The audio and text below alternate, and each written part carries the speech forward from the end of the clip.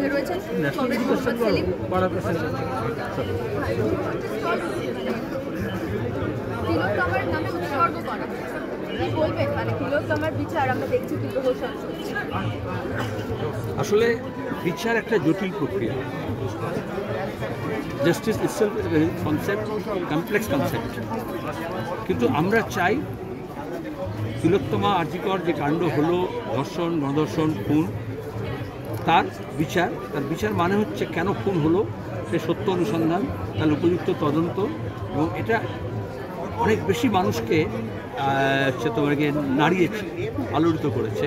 কিন্তু এই ধরনের ঘটনা এই প্রশ্নে না হলেও প্রতিদিন তো নারী নির্যাতন বলো, খুন বলো, ধর্ষণ বলো, হত্যা বলো, লুট বলো, দুর্নীতিগুলো চলছে।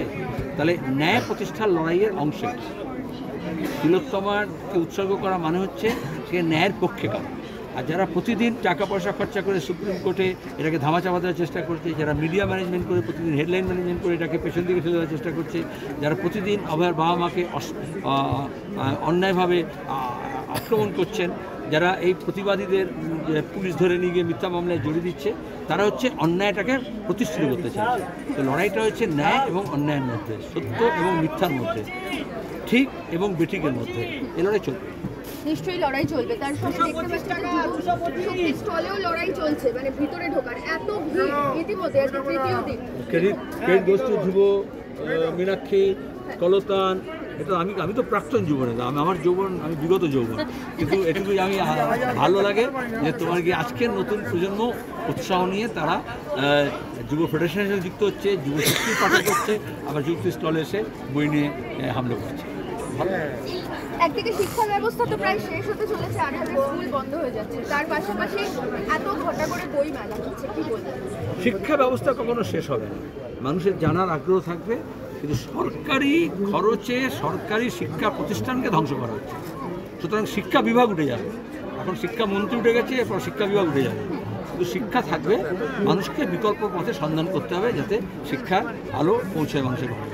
এই বিকল্প পথের সন্ধানে কি অবশ্যই বিকল্প বললেই বাম হয়, কারণ দক্ষিণপন্থী তো বিকল্প হাজির করেছে, যেখানে কেন্দ্র এবং রাজ্য সরকার মিলে স্কুলগুলো বন্ধ করছে, স্টেট স্পন্সার্ড কলেজ, ইউনিভার্সিটি বা রিসার্চ এই সমস্তটাকে বন্ধ করে দিচ্ছে। তো সেখানে দাঁড়িয়ে মানুষকেই বিকল্প পথ বাঁচতে হবে, এবং বামপন্থা সে পথ দেখাবে। আমাদের রাজ্যেও শিক্ষা প্রতিষ্ঠানগুলো যখন গড়ে উঠেছিল ব্রিটিশ জমানায়, তখনও কিন্তু সব ব্রিটিশ সরকার তৈরি করে দেয়নি। তখন কিন্তু বেনেভলেন্ট পার্সন, কেউ জমি দিয়েছে, কেউ টাকা দিয়েছে, এবং শিক্ষানুরাগী মানুষ আজকে যে কোনো স্কুলে গিয়ে দেখবে, কলেজগুলোতে দেখবে, সেগুলো প্রতিষ্ঠান করেছে। তাহলে একটা অংশ গড়ে আর একটা অংশ ভাঙে। ভাঙার শক্তিটা প্রবল হয়েছে বলে গড়ার শক্তিটা একটু দুর্বল লোকে মনে করছে।